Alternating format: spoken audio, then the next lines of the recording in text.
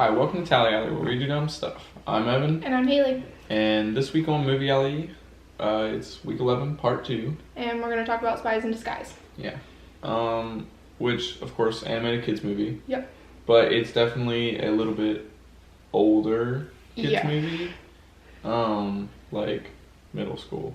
Probably like early middle school, like fourth grade to middle school. Yeah, it's definitely not like geared towards like 3 to 5 year olds. It's definitely trying to hit the older age market, which of course with Frozen have coming out, which kind of hits that younger market, it kind of balances pretty well. Yeah. There's lots of like butt shown. Yeah, there was one which scene which I thought was hilarious. It was a funny scene, but it was like a very extended period of time. It wasn't I think just like is the IMDb thing says there's like a butt shown or something. I think it was like Common Sense Media was like, there's a scene where someone gets out of the bathtub and you see their butt. And like you think, oh, that's not that bad, but like it's not. It was like a solid like 2.5 minutes, I think, of just butt every now and then. It was kind of funny. It was like the guy was getting out of a pool. It wasn't a bathtub. Yeah. It was definitely like a completely different scenario than what the review said. So that kind of threw me for a loop. It made me glad that we had picked Frozen to go see with the little one we took with us, and not this one because this one was definitely a little above where she's at right now. But it was really funny though. It was great. I would go see it again. Like 100% would go and watch it again. I don't know if I'd see it in theaters again. Like I think it's good enough to see in theaters, but I think there's other stuff out that I'd rather go see right now. Well, I think that's the difference. If there wasn't, if we weren't like 3 weeks behind on movies we should have been seeing, I would 100% go see it again. Yeah, it'd be fun. Just for the amount of time I would have to take away from work to see this one, but then still keep on track with what we want to go see. I probably won't, but if I could, I would. Yeah, it's good. I mean, it's definitely good enough to see again. I thought it was pretty hilarious though. Like it had a nice age range of humor. Like there's plenty of stuff for people that are older than like the kiddie range that it's targeted for. Yeah, it felt like you could tell that this wasn't an original Disney film because this was a film that they acquired through the Fox acquisition. So this is definitely, it's kind of been half marketed as a Disney film because it's taken part of Disney promotions and such like that. But at the same time, it's very much like once you're there, like you're like, oh yeah, this is not a Disney level movie. It's an amazing quality movie. It has like this its own like title opening credits like you would see before a TV show or something like that. And they were pretty cool. It was like all of the like animation style and everything was super well done, and they did some amazing like physics on like how like certain things move and like how soft they made some things look. And I was really impressed with some of their stuff that they did with the animation. I did think though when we first started watching the movie, I thought that all of the music was going to be done by Will Smith because it starts off kind of with a lot of like his music, and I was like, oh, that maybe that's why he agreed to do this, because he got to like kind of do everything. But as the movie went on, like we got a little further away from that. It was all good songs and stuff like that, like no complaints about the music. It just kind of like, I was like, oh, this is like the second thing we've heard him singing in. Oh, this is the third thing. Like, are we going to hear any other artists? I think like half the soundtrack. Yeah, probably. But he's good though, so. No, him and Tom Holland both did amazing with their characters. Absolutely.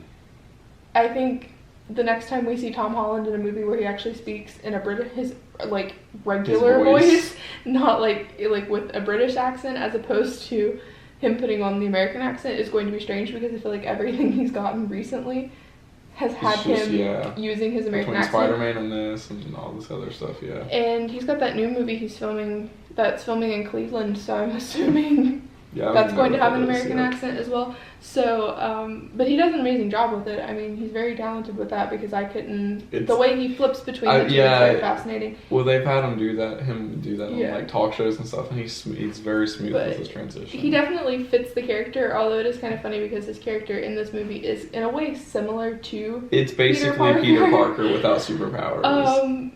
But it's a fun role to see portrayed opposite of Will Smith, because Will Smith is like keeping up this very like serious, tough, serious thing, cool guy, and like this kid's over here like with a unicorn.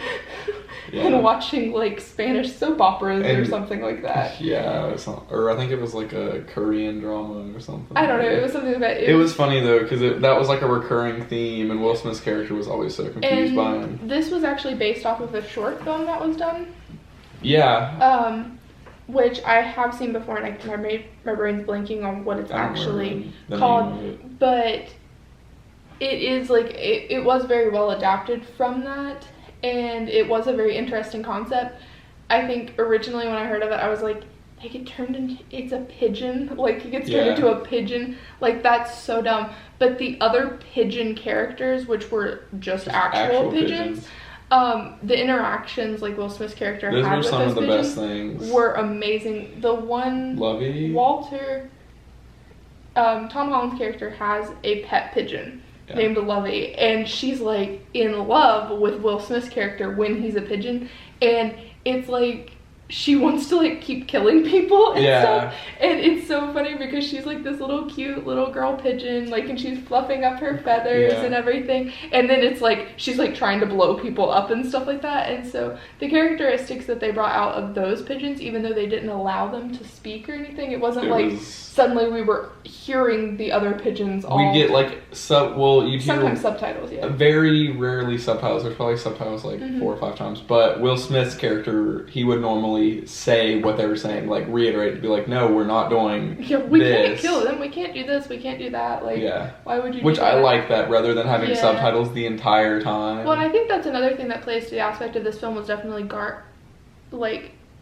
pushed for older kids, because they did have subtitles in this film. They did. And for most animated films you don't see subtitles, just because, for kids movies at least, because you're marketing it towards kids. A lot of kids haven't learned to read, or they don't read quickly, and so having a film that relies on subtitles, which this one doesn't really rely on it, but it definitely does use it on it's and a good off comedic throughout effect. The film. And when it's always something for comedy value, not that you're like, you wouldn't be missing anything major if you didn't read it, but it's like, it's a little funny. It like, definitely leans towards an older demographic, so like definitely wouldn't recommend bringing a small kid to it, or if you're trying to break a kid of any like potty humor or anything like that, this is definitely not the film, because it is kind of a brought up thing, because you know, pigeons and poop and all this type of stuff, like, is very like cloaca. Over and over and over again. Like, and some of the stuff that a lot of it would fly over a kid's head, but at the same time,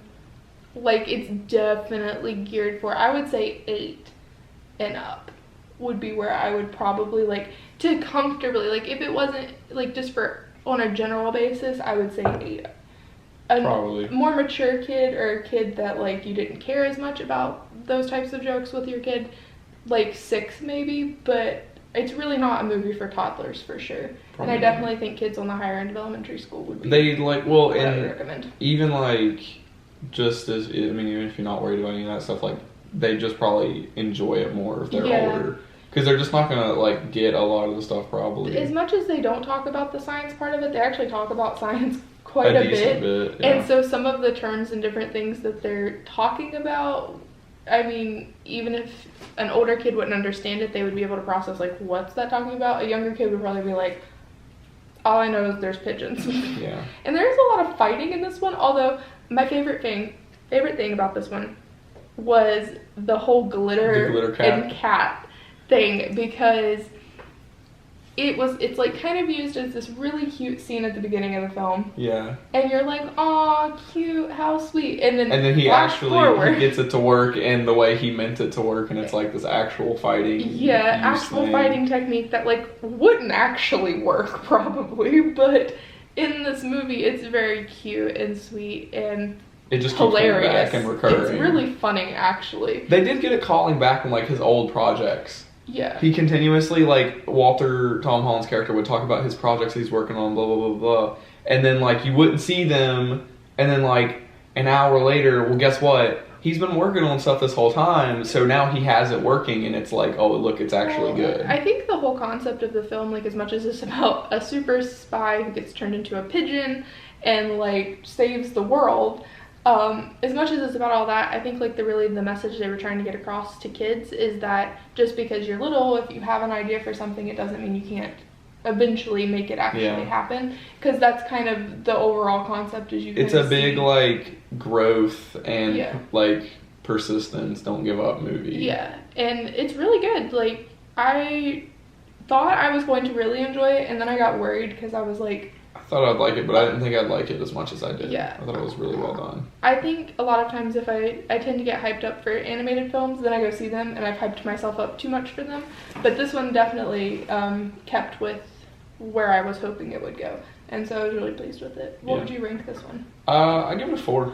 Yeah. I think it's like, I mean, it's like a solid movie in general, and then as an animated kids movie, it's pretty great. So I would give it a 4 too. I would probably have leaned more towards a 4.5, but really the scene with the guy and the butt and the pool thing, it really dragged on really too long. It got to the point where I was like, it was excessive. It was almost like you were waiting for something more to happen in that scene, because it kept being drug out, and I was like, and then nothing really happened. No, it just because totally, it was a kids movie. They couldn't go any further. It just kind of completely shifted the focus away from that, like, and then just like pretended it didn't happen. Yeah.